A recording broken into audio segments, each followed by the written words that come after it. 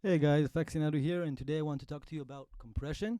I've noticed that a lot of people, even good musicians, are a little bit still confused about compression, where you really shouldn't be. A lot of people are looking at it in a scientific sort of way, where in reality it's really a musician's tool. You don't need to understand all the science that is going on. You just need to understand why you need it and how it helps your mix, and make better use of it. A lot of people are actually thinking that compressors like they make things loud, right? Where they certainly help in doing that, but the first thing that they help us in doing is knocking back some peaks. Um, what I mean by that, okay, so let's start with this little sketch that I have going on here.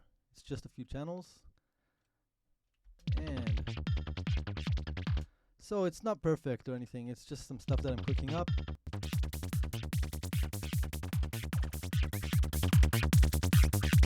And I have made this new channel, this pretty cool channel. The MIDI is actually pretty insane, going across a few octaves and doing some weird stuff. And the sound itself is coming from this device on the scope. It's actually a sound where the filter is self-resonating. It's closed and with the keyboard tracking all the way up. So basically, the resonance is kind of making this sort of sine wave sort of whistle. And if we're listening to it just by itself,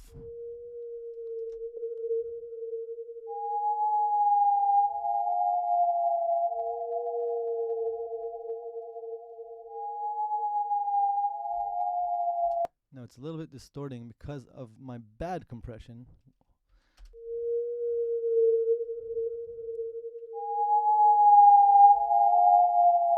So again, this is the sound. Now if we add this to the mix,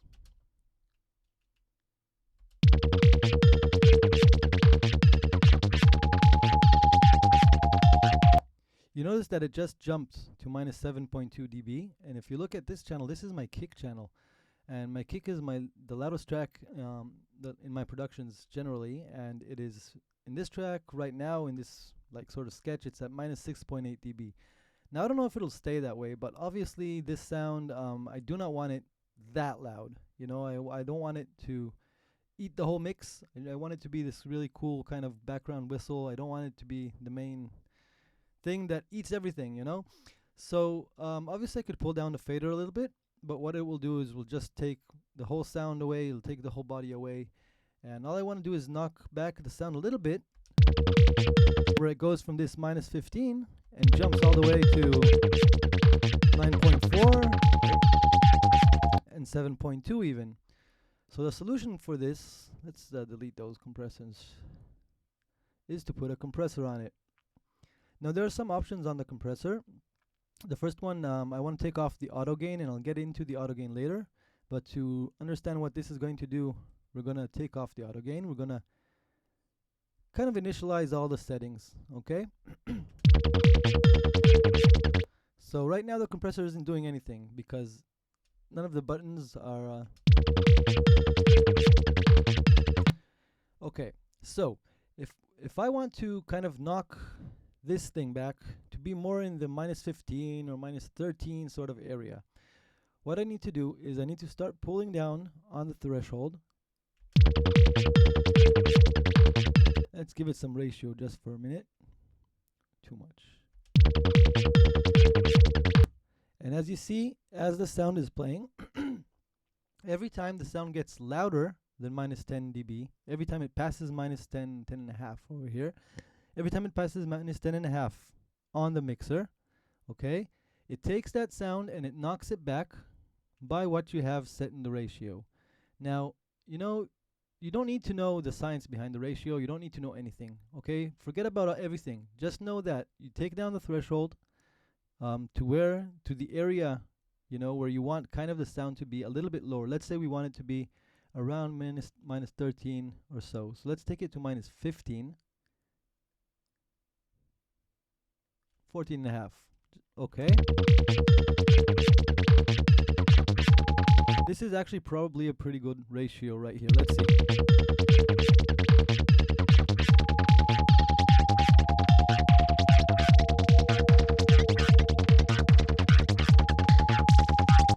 Actually, it's beautiful. It's pretty perfect actually.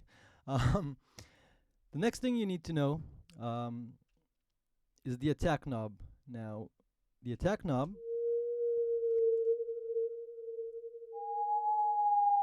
it's really hard to hear, but what it does is it means that when the compressor recognizes, okay, it's playing right now, blah blah blah blah, and as it's playing each time, the compressor recognized at the moment here that I stopped that it passed minus 14.5 by just a little bit, and it decided that based on our settings, that moment in time needs to be knocked back by, what is it, like 1 dB.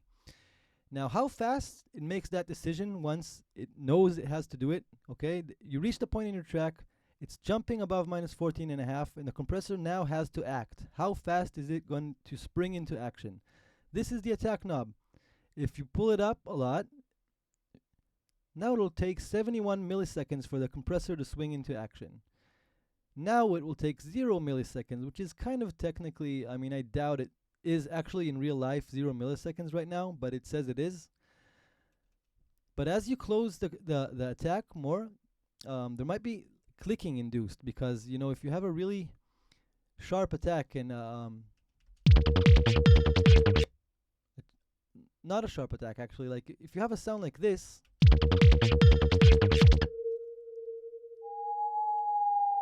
it's a continuous signal, isn't it? It's doot, and each time the attack, it's really sharp. It's taking, you know, 0 milliseconds to spring into action. So at each of these little points, there's like a little digital moment where you can get little artifacts and clicks. It can happen in analog as well, but especially in digital compression.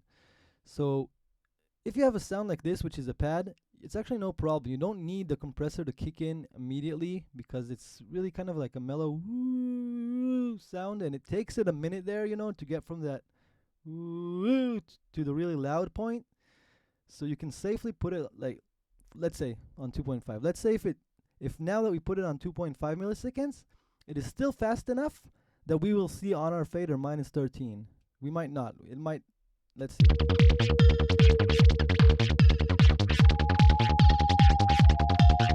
Yeah, it's fast enough.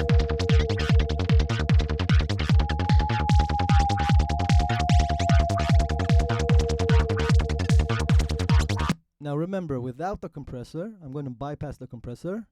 Remember how this section was before I put the compressor. So minus 15, minus 9.4, minus 7.2, minus 7.7, minus 15, minus 11, minus 6. Oh my fucking god, minus 6. And now again with the compression, and follow the gain reduction here. Remember what we did.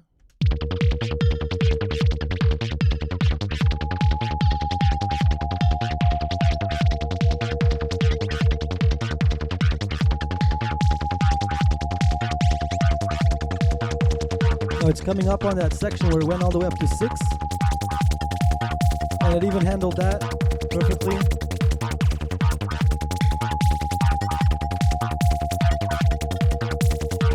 No problem. Now, if I want to take a little bit off the track, I know that I'm taking it a little bit off the whole thing. You know, I'm not really destroying the sound. I can take it 1 dB less.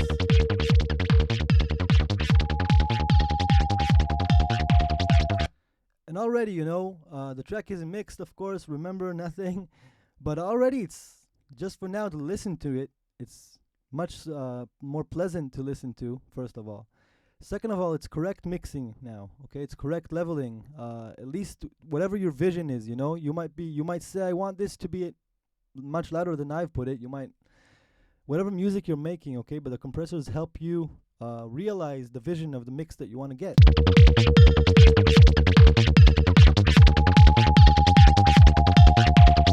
As opposed to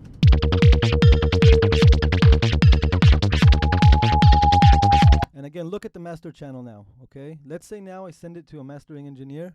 He will say that it is this loud. This is the peak. If I put the compressor on this channel, look how just this already helped the mix. You need to do this to all your channels, obviously, and I didn't do it yet. Or at least check that if you need to do it, okay? But you probably do. So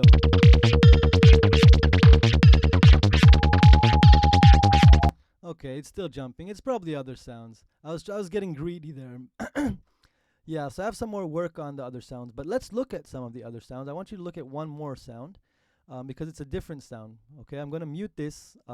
We didn't talk about the release, and the reason is the release is much less important actually, and it's much harder to listen to.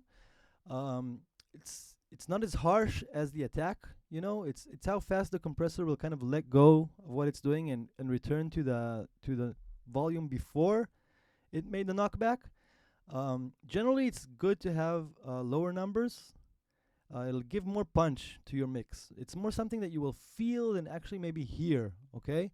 But generally speaking, on most sounds, if you stay within like 50 milliseconds to 100 milliseconds or so, you can't go totally wrong, okay? Like, obviously, yeah, there are places that once you get good with it, I just don't want to really confuse the issue, okay?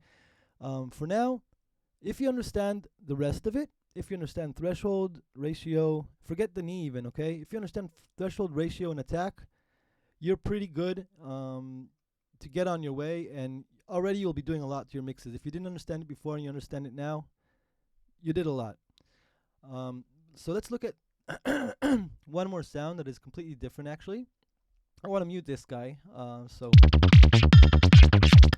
we have here it's actually two channels that are doing something similar, more or less. No, okay, it's not similar. Okay, this is drums, like sort of. It's not really drums, but glitchy drum effect thing. And this is the rap, rap, rap, rap, rap. Now the thing that's happening with this sound is as it progresses, first of all, it's a punchy sound, okay? It's not like over there where it was a pad and a continuous sound, you know? Where was it? Here. Where it was a continuous sound, you know? It's punches. So what we're going to need is a much faster attack because if we don't act fast enough, then let's say like a portion of the sound is already going to play before the compressor kicks in. And actually what we do want to knock back here is the attack, because that's the transient we want to knock back on a percussive sound, right? So it's a opposite way of thinking.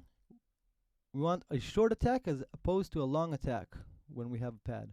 Again, short and long in these things is a matter of milliseconds, okay? Short is 0 milliseconds, this is already long. This is very long. This is like crazy shit that you'll never use, okay?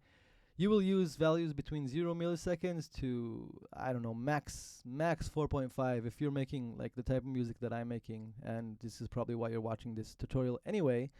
So your areas are really low, okay? 0 to 2.5, 4.5, something like that. So on this sound, as it evolves, the filter changes. Let's take off my compressor for a minute, just so we can. Yeah, so it's going crazy. It's going way too loud in this section. 5.8, it's going really wild, and here, you know, minus 13. So I wanted the sound to kind of stay at minus 13. I want the filter things to go on, but I don't want the sound to totally change. I want it to stay within its place in the mix. So the solution again was compression. If I would have just lowered it on the fader, then this whole area in the beginning would have been lowered as well, and I don't want to do that. I just want to knock back the later part. So I did, as you see, put 1 millisecond here. Maybe it's actually better. Let's see. I think it's too much. Okay, let's put the compressor on. Now you notice I went with a high ratio just because it's a punchy sound. It's not. Some sounds that really sound bad with a high ratio, but here I actually like that sucking sound. That whap, take it down a lot. It actually adds some cool sonic stuff to this thing. So whap, whap, makes it pump, which is a cool side effect of what's going on here. So high ratio is fine, but maybe there was a reason that I had it on. Let's see. Yeah, there's maybe, I don't know if you can hear it even. There's slight clicking.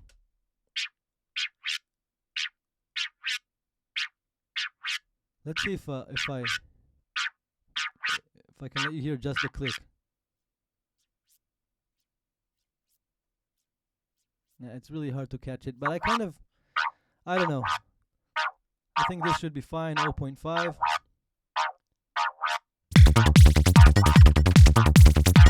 And as you can see, it's knocked back to -13. Let's see where it's hitting now later on when the filter is opening. So, yeah, and it stays here. See? If I take it off, whoa! And now everything's fine. So this is, yeah, basically, I think these two sounds really illustrate it really well. The other thing with compression is the auto gain, but again, I might do another video for the auto gain. I don't know if I have a sound that actually utilizes it here. What's this thing? Hold on.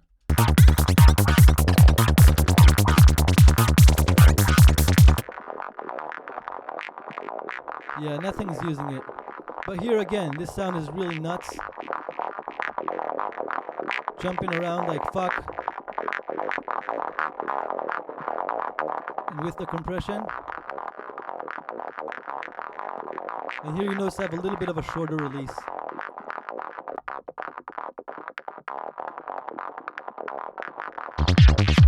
Now, one last thing that I want to say is don't expect compressors to be perfect, to act perfectly, and to actually do this. This is actually a great compressor because it actually works.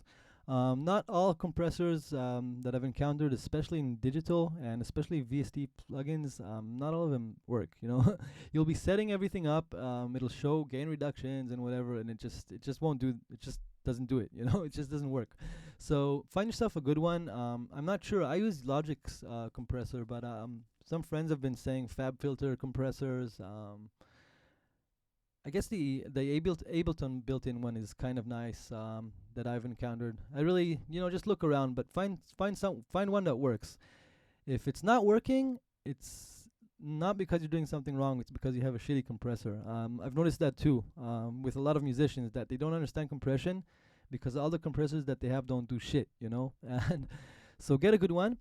Get one that actually does it, and you'll know that it's working because you'll see it on your actual faders.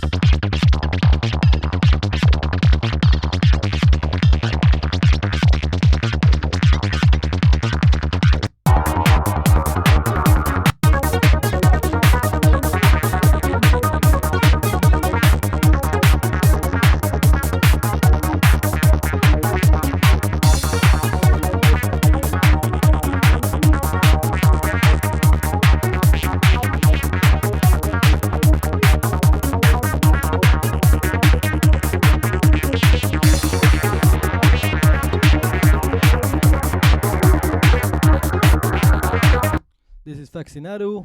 Thanks for watching, and I hope you learned a little bit something about compression. And I'm back. I'm going to go back to work on this track because it needs a ton of work. Thank you. See you.